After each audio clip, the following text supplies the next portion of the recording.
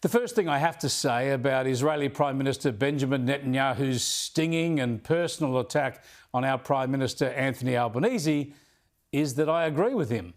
In an extraordinary move just under 24 hours ago, Netanyahu took to social media and said history will remember Albanese for what he is, a weak politician who betrayed Israel and abandoned Australia's Jews.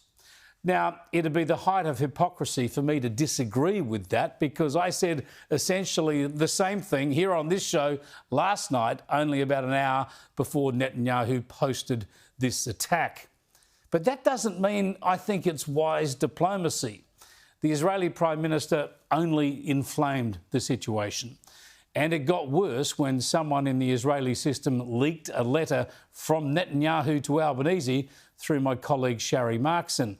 The letter extended the attack, accusing Albanese of pouring fuel on the anti-Semitic fire and being involved not in diplomacy, but appeasement. Again, Netanyahu is right. His critique of Albanese mirrors what I've been pointing out with increasing despair and ferocity since October the 9th, 2023. Yes, the signs of weakness were there immediately after the October the 7th atrocities.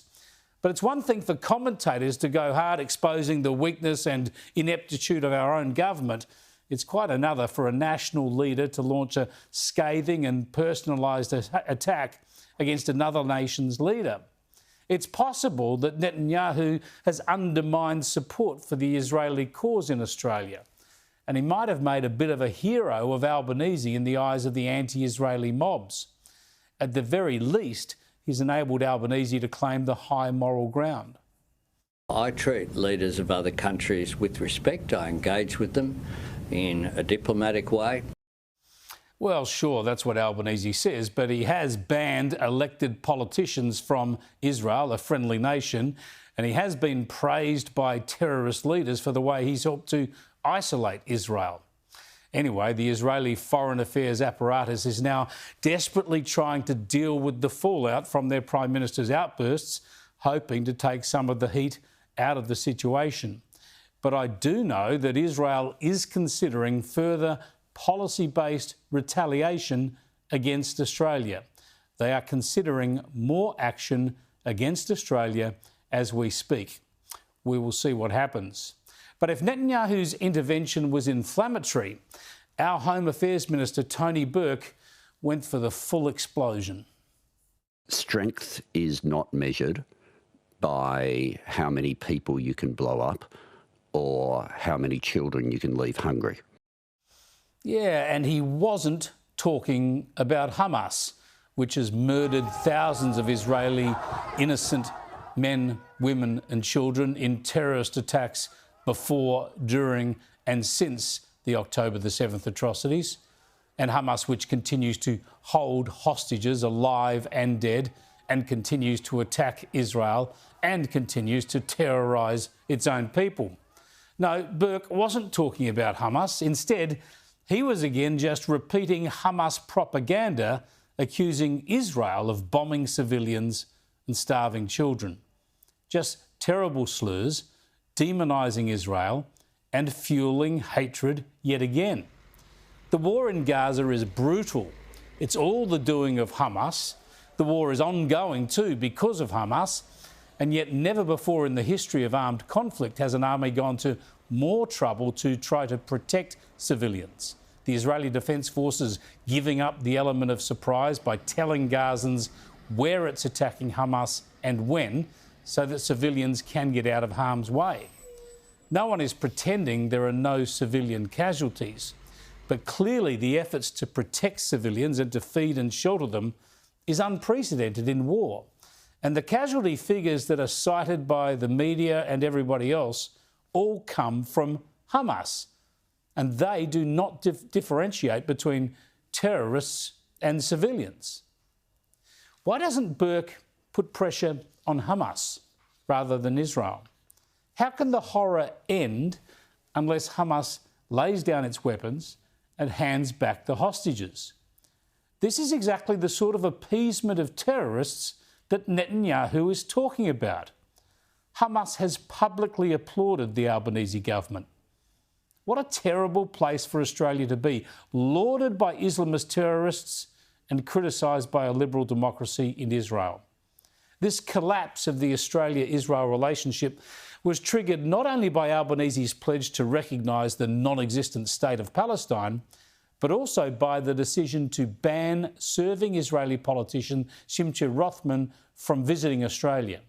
The Home Affairs Minister tried to take the high moral ground on that one. There are two things that Australians do not want. First, they don't want the killing to continue on the other side of the world, and that's why we call for ceasefire, and that's why we make the decisions that we've made. And secondly, they do not want the conflict and the hatreds brought here. And I make no apology for being consistent as to whether someone has a dehumanising view of Jewish children or Palestinian children. I will make the same decision. But that is simply not true. Burke and Albanese have done nothing to prosecute or denounce Islamist leaders in Australia who have celebrated the slaughter of Jews, nor have they tried to prevent sickening protests that threaten and intimidate the Jewish community. And Burke has granted visas to Muslim hate preachers who have supported the Hezbollah terrorist organisation and its leaders and celebrated the slaughter of innocent Israelis on October the 7th. Celebrate the victory. Allah has shown the world that no normalization can erase the Palestinian cause. When everybody thought it was finished, it's roaring. How many of you feel it in your hearts when you got the news that it happened? How many of you felt the euphoria? Allahu Akbar. How many of you felt it? Does Burke argue that that is not importing hatred? Really? I think the double standards are clear. And that's before we even mention the 3,000 visas that Burke and Albanese have granted to Palestinians fleeing Gaza to come to Australia without proper security checks. Yet Burke claims blocking an elected politician from Israel is the way to make sure we don't import hatred and hostility from the Middle East.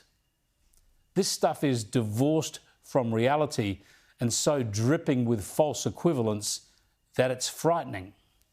We are seeing a relationship that has deteriorated, and the consequences of that are not good, and they are spilling over into our relationship with the US, our most important ally. The Prime Minister needs to explain how he is going to get this relationship that he has so badly mismanaged back on track.